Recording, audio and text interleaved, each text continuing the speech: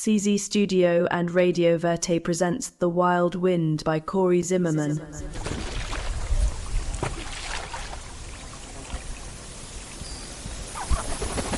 Chapter 20.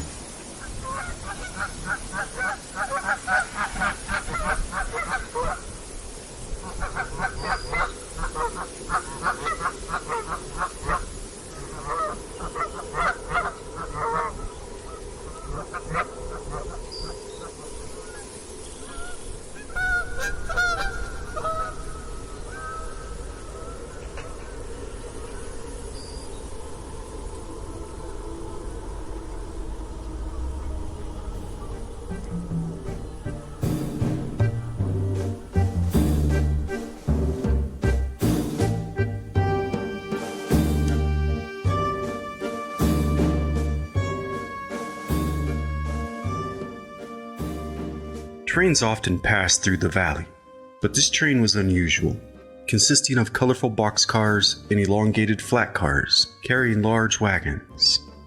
As its whistle screamed, the brakes screeched, and it came to a halt at the asylum depot. A large mural painted brightly on the side of the first red boxcar depicted a giant roaring lion with the word circus arched above.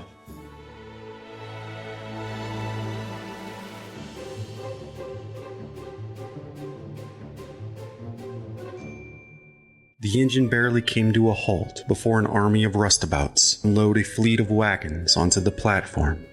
Dr. Zola watched from the attic window of the Bronson building, his phonograph playing, when he spotted the first of the gilded wagons pulled by horse to the summit of the bluff. It didn't take long for patients and attendants to drift from their cottages in the wonder at the caravan that circled upon the front lawn. Daily life at the asylum had come to a sudden standstill, and everyone gathered to watch the tent city go up in a matter of hours. Everyone gawking in bafflement at the array of clowns, midgets, and freaks. Zebras were fed, and camels led to the pond for a drink. An elephant had its toenails trimmed, and a lion paced its cage, roaring at anyone who approached too closely. The tent city soon occupied a significant portion of the lawn, with the big top nestled right in the middle of it all. Candy peddlers, lemonade, fawn prawn fans, sausages, and roasted peanuts. The environment was pungent, thrilling, with a wide array of sensational sounds, colors, and exotic smells to take in. The air was electrified, for the entirety of the globe had arrived right at the doorstep of the hilltop.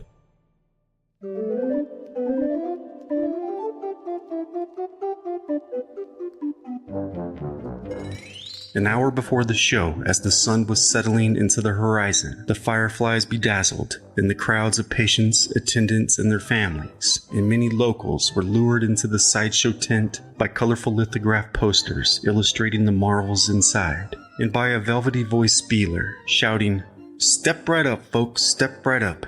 Witness firsthand the bearded lady, the skeleton man, the dog-faced boy."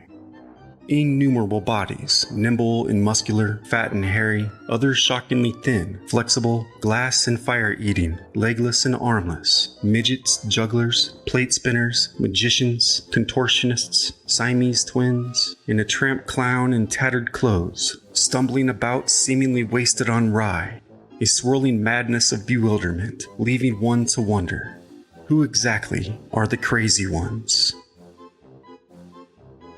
The sideshow tent led to the menagerie tent, where the audience must pass before going into the main performance, in the big top. Along the way, the Bears Lounge, offering sights of the large grizzly being fed chunks of meat.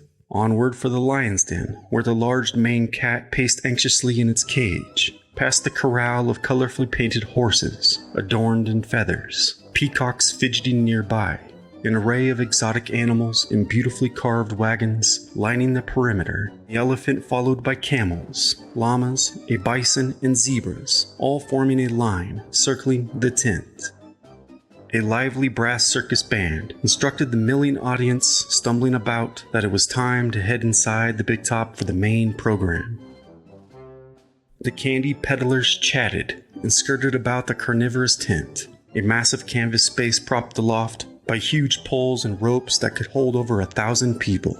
As the main event began, everyone was seated. Bookbinder, Fanny, and myself, immersed in the dizzying sea of the oddest audience this circus had ever had by all means. In the vast sea of faces stretching out in every direction, one would have never known by their exceptional behavior the excessive degree of insanity in the stands. The Grand Parade.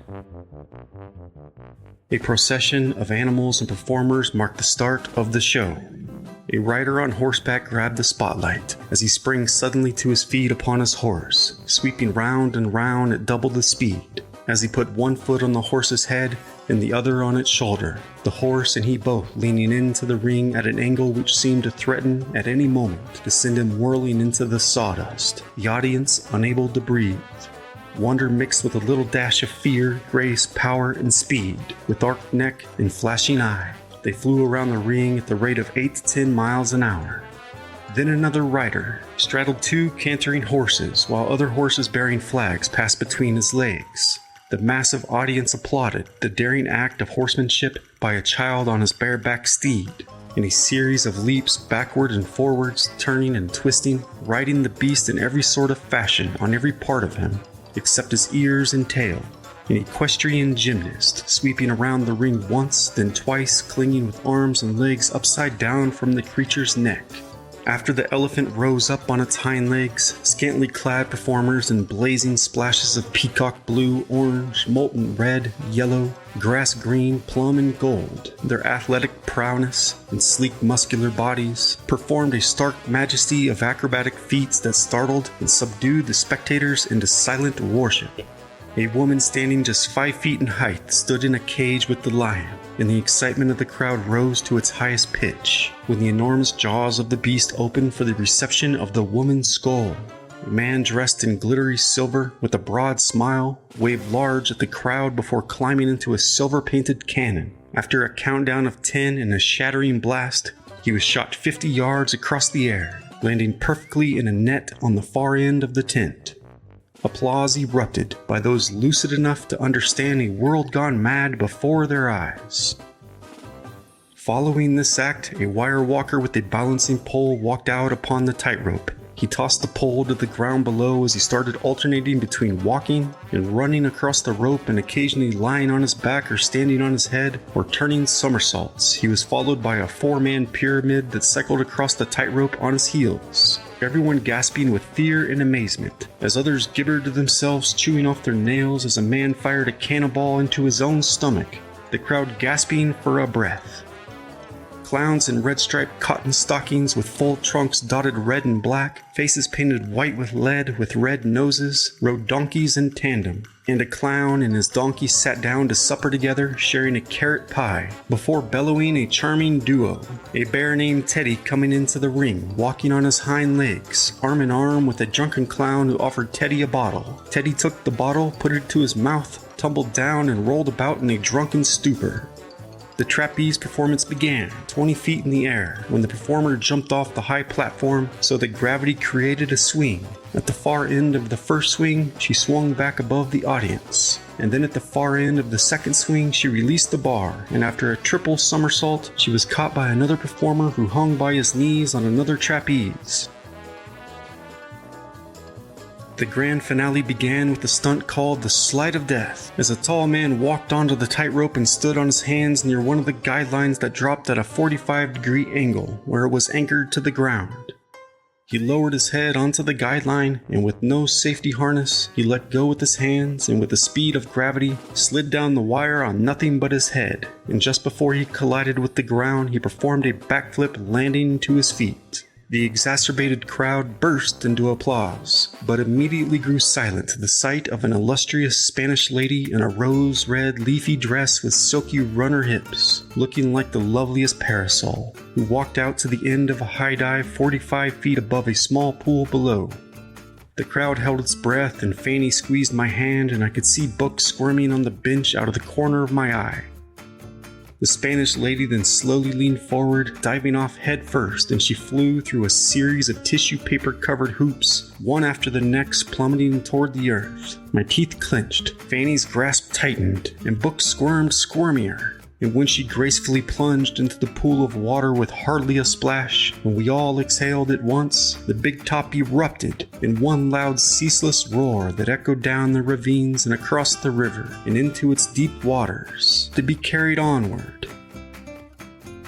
An arousing array of colorful horses then raced around the outer edge of the ring as a clown helped the lady from the pool. Upon leaving the ring, the Spanish diver bowed smiling and throwing a kiss to the crowd and another directly toward Dr. Zola, the master behind the curtain, who rose to his feet clapping mightily. After the performance, attendants led the overstimulated patients out of the big top, where the cannonball man was in the menagerie, offering to let anyone who dare punch him in the gut as hard as they may. And before anyone noticed, Big Ben walked up with a pie-covered face and punched him right in the gut without warning, knocking the wind right out of him, causing him to hunch over, gasping for air. Nurse Kate rushed over and grabbed onto Big Ben and began to apologize to the breathless man profusely. But out of embarrassment and struggling to speak, he simply waved her on. And Fanny began to laugh hysterically, and she began to cough, and cough, and cough, and cough. Herself lunged over, desperate for a breath, as Book's eyes widened in concern, as a half-dozen clowns chased a midget in circles around the long striped pant legs of a man on stilts and a top hat, who cocked back his neck and with a swig from a bottle, held a torch before his lips, and exhaled a scorching breath of fire, its bright orange hue reflecting off Book's glossed-over eyes.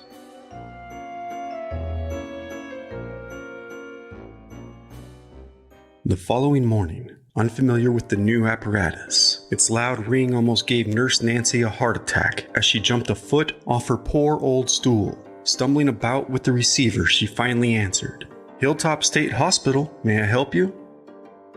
A faint voice of a telephone operator emitted from its speaker, attempting to inform Nurse Nancy she was connecting her with the Grandview Police Department. Nurse Nancy listened intently, with eyebrows raised, eyeballs bouncing back and forth, as a deep voice rattled on. Kate could hear the voice as Nurse Nancy responded with an apologetic tone. "Yes, officer, we will send someone along immediately. Yes, officer, I understand. Thank you. We are very sorry for the inconvenience." Nurse Nancy fumbled again, attempting to hang up the receiver, until Nurse Kate walked over from the paperwork she was filing and hung up the telephone for her, asking what had happened. "The police have Big Ben. He went down to the diner again after the blueberry pie. They got him locked up in a cell. They want to know if we want to come down and get him. Otherwise, they said they're sure they can figure out what to do with him." "Oh my," said Nurse Kate. "But don't worry, I said someone would be right down." Nurse Kate ran down the hill and took the first train to Grandview Station and jumped on the Main Street trolley to the jail. As she entered, a husky officer with a thick, sweaty mustache, standing behind a counter, was much entertained to see a petite woman such as Kate had come to pick up such a huge man. Kate could hear Big Ben's crying before she saw his large frame curled into a ball in the back corner of the cage, his massive arms wrapped around his legs, which he had pulled in tight to his broad chest. When Ben saw Kate, he stood up, all 7 feet, exposing the blackberry pie that stained his face and shirt. And Kate would be ashamed to admit she almost giggled. "Ben," she said with a sigh, "you had a whole pie to yourself last night at the circus. Look at the mess you have made of yourself." The officer with a large, sweaty mustache said, "Ben, is that what they call this monster? And what is your name, sweetheart?" "Nurse Kate. I am responsible for Ben. I assure you Ben is harmless and not a monster. I'd like to take him home now if you don't mind. He has been through a lot after all, being locked in a cage like an animal." "This Ben of yours," the officer interrupted with a deep and malicious chuckle. "This beast," he said, looking around for a fellow smirk from the other officers distracted with other tasks. "He damn near destroyed the diner and scared the daylights out of all the patrons. Lucky he didn't hurt anyone. We might have had to put him down." Kate cleared her throat, attempting to maintain her composure, and responded, "Oh my, I am so sorry to hear that. We will pay for all the damages and make sure it never happens again. But I assure you Ben was only after the pie. I am certain he was surely afraid of the commotion. You see, Ben may be a huge man, but he has the mind of a child." "Sweetheart, you honestly believe you can wrangle this?" looking over at Ben in his giant frame. "This beast all by your lonesome?" "Yes, I am in charge of patient transport. With all due respect, ma'am."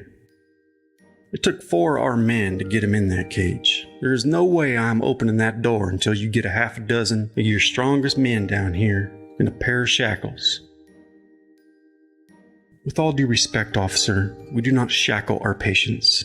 He is not a criminal, nor a beast as you suggest. He is a man, an ill man. Ill? He's a damned animal. Belongs far off in the wilderness, or in a cage at the circus, or better yet, put down before he hurts someone, the officer said, slamming his fist on the counter. Ben let out a wail, which attracted the attention of a man in the cell over, sprawled out on his bunk with yellow cowboy boots perched on the bars. The blonde, shaggy-haired man lifted his head and in a raspy, hungover voice yelled, "Keep it the hell down. Can't a man get some shut-eye around here?" "Boy, you better watch your lip," shouted the officer, smacking his baton down on the counter. Kate flinched, and Ben let out another moan as he jumped in his skin. One of the other officers approached the mustached officer and gave a whisper to his ear, and Kate walked over to the cage, saying, "Ben, it's okay. I'm here to take you home. Everything will be okay." "You know what comes after dinner tonight, right, Ben?" Ben moaned again. "What comes after dinner, Ben?" Pie?" Ben replied with a stutter. Kate held her hand outward toward Ben, and he responded like a child to a mother, and his composure softened. Turning back toward the counter, Kate spoke. "As I said, officer, we will pay for the damages and make sure this never happens again. Now may I please take Ben home?" Turning back toward Ben, Kate said, "Ben, please apologize for the mess you made, and then we can go home.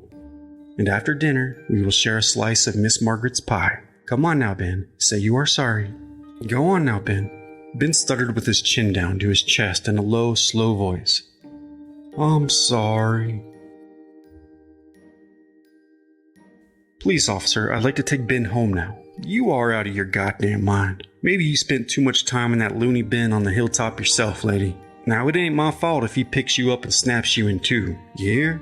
Grabbing the keys off the wall, waddling from out behind the counter, cautiously opening the cell door, making sure to stand behind its bars as Kate led Ben out.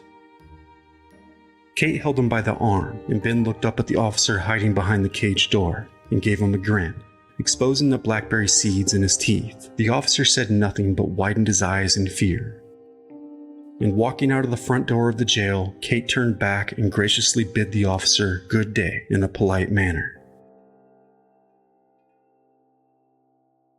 On the Main Street trolley, Big Ben sat ashamed at Kate's side, his head down, her tiny arm wrapped around his massive bicep.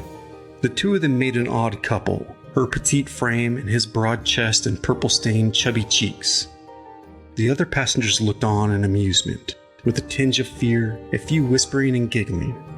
But Kate responded as she always had, with the big, beautiful smile her mother gave her.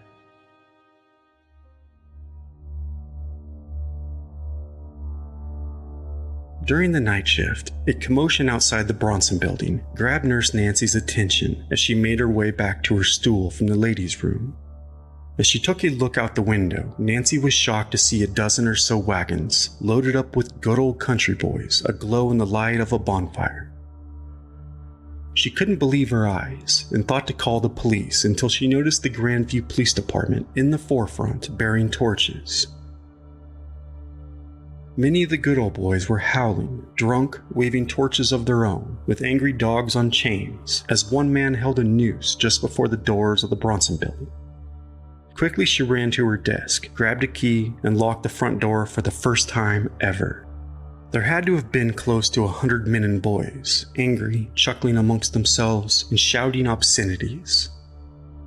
Nurse Nancy phoned Nurse Kate's residence and awoke her to the news. Kate then fled barefoot to the Thompson building in the dark, where she in turn awoke the doctor in his pajamas. The doctor gave Kate precise instructions, grabbed his coat, and marched for the Bronson building. Once he arrived, the violence had increased, rancid slurs thrown along with bottles and rocks through windows, along with a blazing torch intended to burn the place to ash. Dr. Zola marched straight out of the darkness, right through the mob, and up the steps where the commissioner stood next to two officers, including one with a thick, sweaty mustache. "What is the meaning of this, Commissioner?" asked the doctor. "Why, good evening, Doctor," We know of a certain patient named Ben who escaped today, and we are here to take him into our custody for aggravated assault. And we are not leaving without him," said the commissioner, looking back at his mob. "That is just ludicrous. What are you talking about, an assault?" asked the doctor. "Well, doctor, a woman was sexually assaulted in her own home, near a particular diner that serves pie. A coincidence, doctor? Or shall I say, irony?" "I assure you, Commissioner, Ben did not sexually assault anyone. Irony, Commissioner, is not that we have to protect the community from our patients, but that we find ourselves now having to lock our doors to protect our patients from the community. Who are the madmen, I might ask you, Commissioner? Those sleeping peacefully in their beds at this late hour, such as Ben, or those prancing around in the dark with torches, acting like a lynch mob? You call this sane behavior, Commissioner? Maybe you need a head exam. Shall we make you an appointment? Maybe for your friends as well?" The commissioner looked back at the mob once more, asking, "Who, these boys? These are the fine, upstanding citizens of Grandview, carrying out their rightful duty to protect their community. Now, let us in, or we shall let ourselves in." The two stood eye to eye, neither budging. "Well then," said the commissioner, giving a nod to an axe-wielding officer who walked up the steps and approached the door. But just as the officer raised the axe above his head, the door swung wide open from within, and there stood Nurse Kate with the candlestick telephone in hand, grinning from ear to ear in her nightgown. "Good evening, Commissioner. You have a call." The commissioner's eyes shrunk into a confused squint. "You must think I'm a damn fool, woman," said the commissioner as he grabbed the telephone from her hand. "This is the commissioner. To who do I speak?" "You damn fool," could be heard emanating from the telephone speaker for all to hear. "Governor, please let me explain," begged the commissioner with a slight change in tone. The sight of the doctor's face must have been priceless as the commissioner attempted to justify his actions over his stumbling words, over the governor's shouting, "Hogwash!" Kate tried not to giggle, and with his head down, the commissioner tried to hide behind the door, but the rage-filled voice on the other line could be heard by all. The commissioner, nonetheless, rattled on. Governor, I can explain. Please, sir." As the line went dead, the commissioner came out from behind the door with a ghostly vacant look in his eyes, deflated, half the size he had been only moments earlier, as he handed the phone back to Kate. And with it, the mammoth amount of power and authority he had thought to bestow. And the commissioner, with spine sloped inward in a powerless gait, stumbled down the stairs as though his legs were to give out under the weight of humiliation. Now silent, torches in hand, the face of the confused mob was illuminated as they parted way for the commissioner to pass. "We gonna get him or not?" a good old boy with one missing tooth asked, breaking the awkward silence. But the commissioner carried on for his buggy, where his chauffeur awaited. Smacking him on the back of the head, the commissioner lashed out, shouting, "What in the hell are you waiting on? Let's go, goddammit!" And his henchmen muttered amongst themselves, utterly lost in the darkness, as their blunted spearhead disappeared down the hillside. "Well, who would like to go first?" asked the doctor as he opened his palm, welcoming anyone willing to be examined into the Bronson building. But the mob slowly backed away, and then quickly made its way down the hilltop on the heels of the commissioner, like a litter of lost puppies. Nurse Nancy walked inside, saying, "Good Lord Almighty," and Dr. Zola and Nurse Kate watched in silence as each torch was extinguished by the darkness of the night. Kate looked over at the doctor, the abandoned bonfire reflecting off his glasses, and she saw the most brilliant grin she had ever laid eyes upon.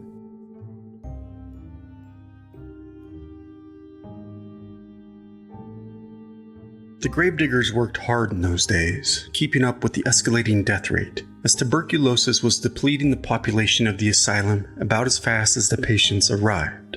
It was the #1 killer, as approximately 95% of the patients carried one form of the disease or another. The wards in the morgue were ceaselessly overflowing, and as each sick patient arrived at the TB ward, they were made to first remove their clothes in the decontamination room, and the clothing was then bagged and taken to be burned in the furnace. They were then given a combination of hot baths and cold water showers before being given a set of clothes and a bed. They were also issued a set of red handkerchiefs, intended to more easily disguise any blood they may cough up.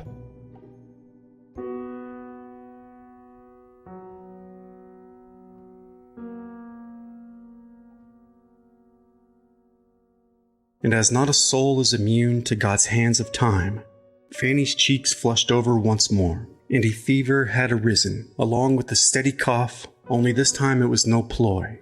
Fanny was truly sick, and she was returned to the TB ward. And this time around, there would be no grand feasts of roast beef with au jus that would fatten her up and bring her back to life. This time, Fanny's health deteriorated rapidly. Book made sure to visit her bedside daily with flowers, and Nurse Kate became her most devoted nurse. I regrettably was too heartbroken and angry to set eyes upon her again. I felt tainted and abandoned. Though for the attendants, it was a touching sight to see Fanny's mysterious dark eyes glow illustrious, as not a nurse came away without a higher regard for their life's calling. And the day that Fanny's troubled spirit was called home, everyone sensed a halo hovering over her deathbed, for she was surrounded with love. As Fanny's coffin was lowered into its grave, Book removed his cap and used his left sleeve and then his right to wipe away the tears. And then Book gave out to that customary wail. But as he walked over to the magnificent graveyard elm and leaned against it, he gave into sobs that convulsed his frame more than ever before. And everyone could see that mighty sorrow, and he walked away from the graveyard elm a different man. As a part of Book had followed Fanny into the grave, and what was left of his soul retreated within himself. The only exercise he took that day forth was digging graves and continuing to bear witness to every funeral thereafter.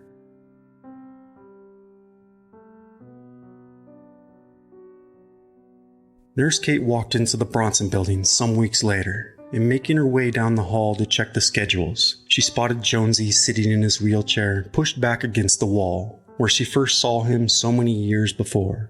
Jonesy had his head down and was muttering to himself, his fingers drumming upon his kneecap, that usual rhythm. Kate stopped and looked down at him, and Jonesy looked up at her with his distinct toothless grin and those bright blue eyes. And then he reached his liver-spotted hand outward, trembling with old age. She remembered the doctor's warning from her first day on the hilltop. "I wouldn't touch Jonesy if I were you." But Nurse Kate reached out nonetheless, allowing him to place his hand upon hers. And with a raspy laugh, Jonesy, with his toothless grin, muttered, "Tag, you're it." The patient at bat had missed the ball, leaving the crowd booing as he swung out. The weather was brilliant, a cloudless, bright summer day, and everyone was having a good old time. Everyone but the poor old donkey, that is, looking rather unamused. The pitcher, a patient named Johnny, self-described as loon as a kook, always wore his pant legs tucked into his socks. But Johnny was a good pitcher. He loved baseball. His breastbone was sunken in, the result of a blow from a baseball in his youth. His voice was odd, as it affected his speech as he rambled on. "I ever tell you a story about that time I walked across the bottom of the Mississippi River all the way to Iowa? I used a perfume bottle atomizer filled with air, and I kept breathing that air to keep my oxygen. I tell you, I ain't no butter and egg man from down home. I'm as loon as a kook, but I can sure play ball and I can work, mostly running errands, and they give me plenty of cigarettes, but I can pitch a mean ball." Next at bat was a black man named Edward. He was a first baseman, but also a great hitter, never missing a ball. Edward was out of touch with reality most of the time, talking to himself and making odd motions. But whenever he made contact with the ball, it brought him right back to reality. As Johnny tossed the ball into his glove, he stared with a severe gaze down the mound toward Edward, who appeared far off in another realm. But as Johnny pitched the ball down the line, Edward swung the bat, and with a crack, the ball flew into the brilliant blue sky and the crowd cheered. Maury, The left fielder, an epileptic who often had to take timeouts during the game when he had the occasional seizure, raced alongside Roscoe, who was one of the nurse's favorites. He played center field, as he was unable to distinguish his right hand from his left. Otherwise, he appeared relatively normal, and everyone assumed he had had a stroke as a boy, as one side of his face was paralyzed. He dragged his left foot as he ran after the ball, trying to catch it before Maury could. They were always at odds with one another, and the two clumsily collided, letting the ball hit the ground. "That one was mine, Roscoe. Watch yourself, Maury. You're gonna seizure again. You old gimp, get the hell out of my way next time." "God damn it, Roscoe. That one was mine. Grab the damn ball then, will you, shithead?" Edward dropped the bat and jumped on the back of the donkey, and he managed to ride it for a few feet, but the donkey wanted no part of it and bucked him off halfway to first base. Nurse Kate clapped and elbowed Book, saying, "Hey, I bet you could really smack that ball, Book. Want to try?" Book looked down with a sad face. "Look, I'll tell you what. If I try, you gotta try. Deal?" Book gave Kate a slight grin, and Kate jumped to her feet. She walked up to the plate and picked up the bat, and Johnny pitched the ball. Nurse Kate gave it a whack, and it bounced across the lawn. But as she tried to get on the back of the donkey, it ran out from underneath her, and everyone laughed as she hit the ground. She got up and walked back over to Book with the bat in hand, and held it toward him, saying, "Okay, it's your turn." But Book shook his head no. "Deal's a deal." And the crowd started to chant Book's name, until he grinned and grabbed the bat. And as he waited for the pitch, everyone continued to chant. And when Book swung, he whacked the ball hard, real hard, and it flew high over the heads of Maury and Roscoe, who were stunned and blinded by the sun. And Book was startled as well, and everyone clapped and yelled, "Run, Book, run! Get on the donkey, Book!" Book ran to the donkey and jumped up on its back effortlessly, and it slowly strolled toward first base, until the stubborn donkey bucked him off, and he fell to the ground as well. Everyone laughed and hollered and clapped, and Book, rolling back and forth in the grass, chuckled to himself. It was a lovely sight to see, until something caught his eye. Nurse Kate looked over and saw the hearse passing by, just as Book jumped to his feet and began to run after. "Book, wait!" But Book kept running. He chased the hearse as his old worn-out cap flew off behind him. He ran and ran until his knees wobbled like noodles, throwing one shoe before the other until his legs gave out, and he tripped over his own feet, collapsing to the road. He tried to get back up, but made it no further than his knees as he began to cough severely as the hearse faded from view down the bluff. Book gasped for air, coughing violently, when suddenly a lungful of blood splattered to the ground, just as Nurse Kate ran up to him with his cap in hand. "Book, it's just going to town." Then noticing the blood, she dropped to her own knees beside him, saying with a sigh, "Oh, Book."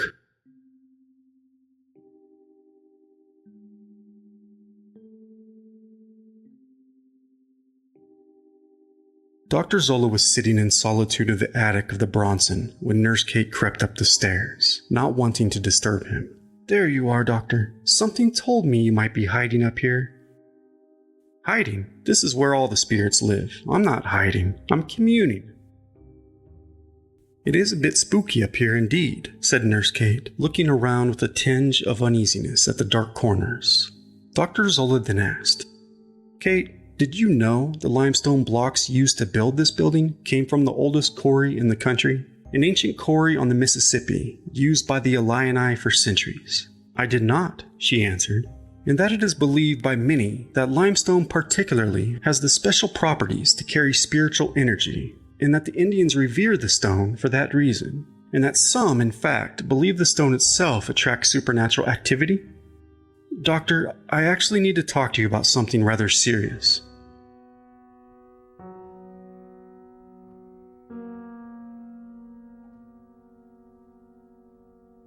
"Hey, Book, how are you feeling today?" asked Nurse Kate as Book looked up from his bed, looking somewhat afraid, a deep sadness in his eye. And all she could think to do was touch his flushed cheek. "Hello, my friend," said Dr. Zola as he entered a moment later. Book kept his eyes down in utter humiliation, and for a long moment, all three sat in silence. Until the doctor said, "Listen, Book, you've made us all proud here at the hilltop, and this is not easy for me to say, but now it is my responsibility to relieve you of burial duty. It's time for you to focus on your well-being and to get some rest. Book squirmed uncomfortably at the news, and a tear rolled down his cheek.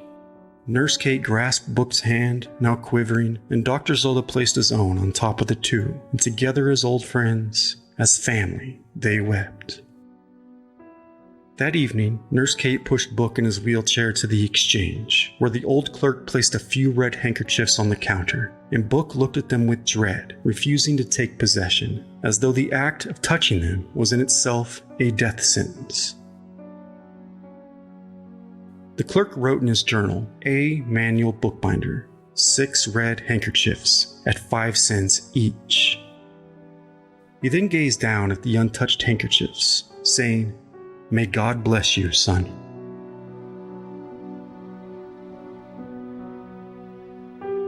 In the natural order of events, it came Book's turn to be carried to the last resting place. The news spread rapidly that Book had shed his last tear, and through the quick process by which words pass amongst the hilltop, it was agreed that all shall attend his funeral as one. The hour was set for noon of a beautiful July day, and Nurse Kate came to the farmhouse and asked if I would like to accompany her. Book was my friend, and it was an impressive and heartwarming sight to see the outpouring of love from so many. More than 100 nurses stood around the grave, along with 300 patients, while Dr. Zola officiated in person. Book's coffin rested upon 2 crossbeams over the open grave, and 4 sturdy men, including Book's fellow gravediggers, Hank and Charlie, stood ready to man the ropes which the coffin, a simple pine box, would be lowered. At the doctor's nod, the men grasped the ropes, stooped forward, and with a great muscular effort, heaved away. And in an instant, all 4 men laid flat on their backs as the coffin soared into the air as if it were empty. The nurses shrieked, and a wailing voice was heard amid the commotion, and every eye turned toward the graveyard elm from where it had emanated. Every man and woman stood transfixed, for there stood Book before all, weeping with a sorrowful intensity that outrivaled anything he had ever shown before. I stood frozen with shock at the sight, though it could not be mistaken. It was the same old Book, the same old cloth cap, the same old handkerchief around his neck, the same demeanor with which everyone was familiar. Every nurse who was at his bedside when he was sick and dying. The undertaker who had embalmed his body, the pallbearers who had carried the heavy coffin from the hearse and placed it over the grave. Everyone watched as there in plain sight, in broad daylight, stood old Book. No one moved, no one spoke, as a paralytic fear overcame everyone. "Quick, open the coffin," ordered Dr. Zola, and Hank's hand trembled as he loosened the screws of the lid.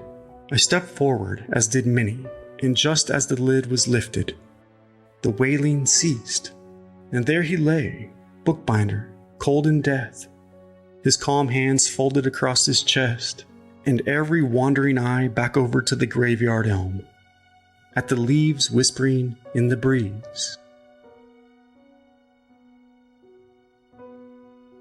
Following the funeral, Dr. Zola returned to his office, where he wrote in his journal, "Now that Book is in the hands of God,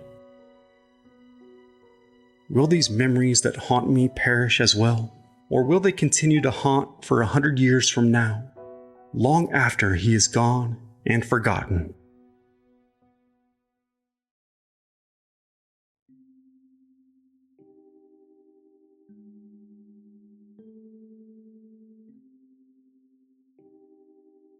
I returned home confounded and perplexed. I plopped down on the front steps, dropping my chin in my palms, and chewed on my bottom lip. I sat in stillness, shaking the head, shaking the hands, slapping the face, pulling the hair, sticking the tongue, shaking the finger, clapping the hands, hugging the self, singing to the self, crying, lying, and laughing. I sat in silence. the soles of my shiny black shoes together in prayer. I watched as the patients in the distance plucked the petals off the flowers one by one, and the breeze blew, ruffling a crow's feathers as it lurked about in search of a worm on the lawn before me. Our eyes met, mine bright and hazel, his the dark night of the soul. I thought to split his tongue as I asked, "What's to be sane in the garden of madness?" But Sam, you snapped a photo of me with your $1 brownie camera, and the crow flew away without a word ever spoken, only written on paper in a world consumed by fire. I awoke to a loud clap of thunder on a sunny day, and a breeze blowing through the curtain whispering in my ear. Laying upon my cool mattress, legs crossed, eyes shut, I simply listened to the beat of my heart as the lonely cat's cry of the night had been replaced by songbirds, as the roosters crow, a barking dog, and from afar the whistle of a train. I thought of days when the squeaking brakes of trucks delivered warm bread across the hilltop, but in time came a deafening silence, a loneliness of unparalleled solitude. But I'd come to accept my fate, my endless hunger, as I inhaled all I knew of the world around me, and exhaling, I let it all go. And when I opened my eyes to see the spider in the corner drop down not once, but 3 times, I knew I'd die in the same old farmhouse I was born.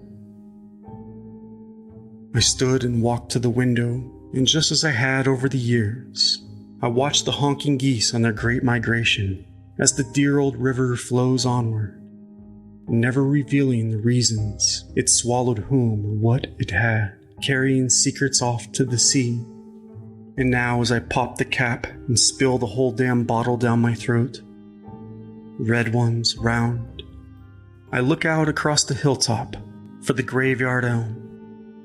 And I know, Sam, swooping down upon the bluff will always blow a wild wind, for the beginning is but the end.